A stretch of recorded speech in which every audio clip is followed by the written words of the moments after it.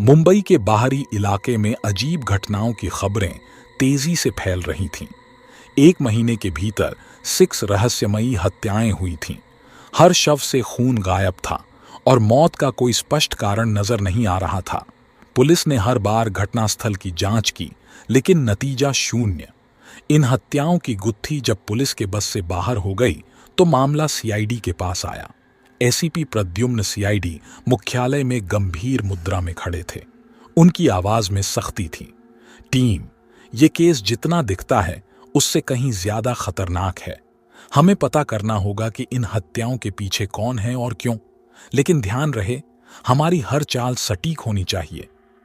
Sir, इन घटनाओं के बीच कोई कनेक्शन मिला है? अभिजीत ने पूछा। हर हत्या के बाद शव के पास एक ही निशान मिला है, एसीपी ने एक तस्वीर दिखाते हुए कहा। उस तस्वीर में खून से बना एक विचित्र चिन्ह था जो किसी प्राचीन प्रतीक जैसा लग रहा था। यह निशान किसी तांत्रिक क्रिया का प्रतीक हो सकता है, डॉक्टर सालुंखे ने कहा। लेकिन इसका मतलब पूरी तरह से समझने के लिए हमें घटनास्थल पर जाना होगा। टीम ने तुरंत घटनास्थल पर जाने का फैसला किया। घटनास्थल एक पुरानी सुनसान हवेली थी। चारों तरफ घना अंधेरा और सन्नाटा पसरा था। हवेली की दीवारें ध्वस्त हो रही थीं और वहां की हर चीज पर समय की छाप साफ दिखाई दे रही थी। यह जगह सच में डरावनी है, दया ने चारों ओर देखते हुए कहा। डर का कोई मतलब नहीं है दया। अगर हमें सच तक पहुंचना है तो इस जगह की हर चीज को खंगालना होगा, एसीपी ने दृढ़ता से कहा। हवेली के अंदर घुसते ही टीम को अजीबोगरीब गंध का एहसास हुआ। दया ने अपनी मशाल जलाकर रोशनी की।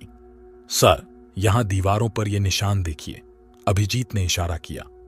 दीवारों पर वही खून के लाल निशान थे जो हर हत्या के बाद पाए गए थे।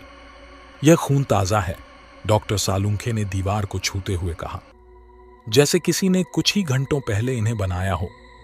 तभी एक ठंडी हवा का झोंका आया और उनके सामने एक दरवाजा अपने आप खुल गया। दोस्तों, आप सुन रहे हैं अजीत हॉरर स्टोरी। दोस्तों, कहानी शुरू करने से पहले आपसे अनुरोध करते हैं कि आप इस चैनल पर नए हों तो सब्सक्राइब जरूर कर लें। दरवाजे के अंदर एक बड़ा हॉल था। उस हॉल के बीचों बीच एक पुराना ताबूत रखा था। ताबूत पर वही अजीब चिन्ह बने हुए थे। दया, इसे खोलने की कोशिश करो, एसीपी ने आदेश दिया। दया ने ताबूत का ढक्कन हटाया, लेकिन ताबूत खाली था। यह क्या मजाक है? इसमें तो कुछ भी नहीं है, दया ने हैरानी से कहा। तभी चारों ओर तेज हवाएं चलने लगीं और कमरे की सारी बत्तियां अपने आप बुझ गईं। एक डरावनी चीख ने पूरे माहौल को और भयानक बना दिया। कौन हो तुम लोग? यहां क्यों आए हो? एक भारी गूंजती हुई आवाज आई। टीम ने चारों ओर देखा, लेकिन कोई नजर नहीं आया। अचानक एक काली परछाई दीवार से निकलकर उनके सामने खड़ी हो गई। वह एक लंबा प्राणी था जिसकी लाल चमकती आंखें, नुकीले दांत और खून से सने पंजे थे। यह रक्त पीचाश है, डॉक्टर सालुंखे ने डर और हैरानी के मिश्रण से कहा। रक्त पीचाश ने टीम पर हमला कर दिया। वह एक जगह से दूसरी जगह इतनी तेजी से कूद रहा था कि उसकी चाल समझ पाना मुश्किल था। दया, सावधान, एसीपी ने चिल्लाया जब रक्त पीचाश ने दया पर झपट्टा मारा। दया ने पलटकर उसे धक्का दिया, लेकिन वह प्राणी दया को हवा में उछालने में कामयाब हो गया। अभिजीत ने बंदूक से फायर किया, लेकिन गोलियां उस पर बेअसर रहीं।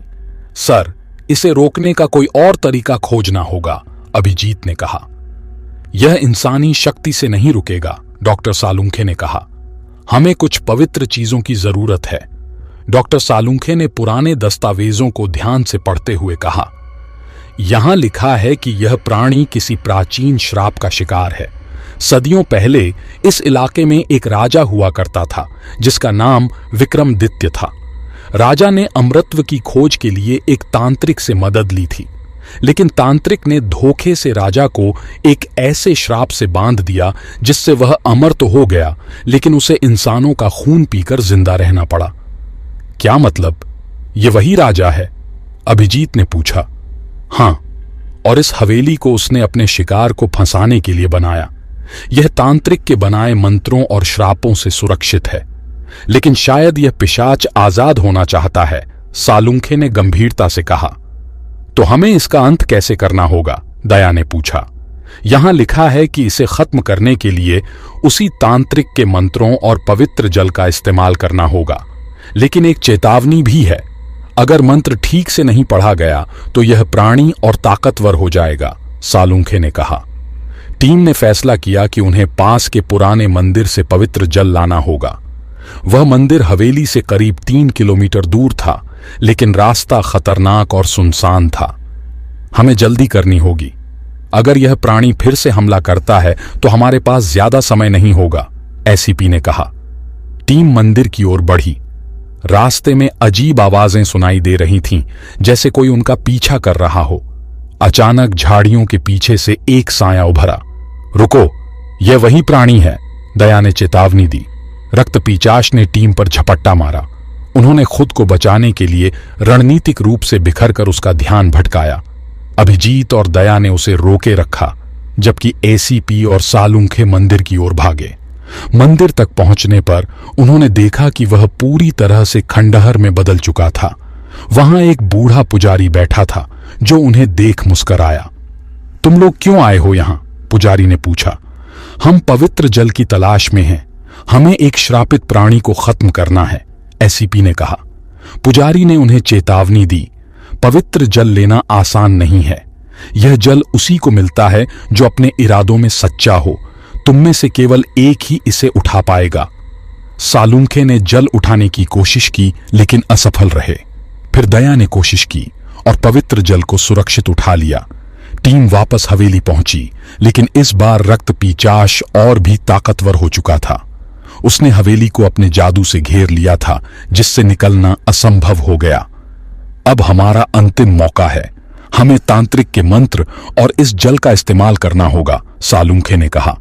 टीम ने ताबूत के पास जाकर मंत्र पढ़ना शुरू किया। जैसे जैसे मंत्र की आवाज गूंजने लगी, रक्तपीचाश और हिंसक होता गया। उसने अभिजीत को पकड़ लिया और हवा में उछाल दिया। दया, जल्दी करो, इसे रोकना होगा, एसीपी ने कहा। दया ने पवित्र जल रक्तपीचाश पर छिड़का। जल के छूते ही उसकी चीखें गूंज उठीं। धीरे धीरे उसका शरीर राख में बदलने लगा। जैसे ही रक्तपीचाश खत्म हुआ, हवेली के दरवाजे अपने आप खुल गए। वह डरावना साया हमेशा के लिए मिट गया। हमने इसे खत्म कर दिया, अभिजीत ने राहत की सांस लेते हुए कहा। यह एक सीख है कि लालच और अमरता की खोज हमेशा विनाश का कारण बनती है, एसीपी ने गंभीरता से कहा। टीम ने हवेली को हमेशा के लिए सील कर दिया, ताकि कोई और इस रहस्य से जुड़ने की हिम्मत न कर सके। रक्तपीचाश की कहानी खत्म हो चुकी थी, लेकिन सीआईडी टीम के लिए यह केस एक यादगार सबक बन गया। इंसानी जिज्ञासा और लालच का क्या हश्र हो सकता है, यह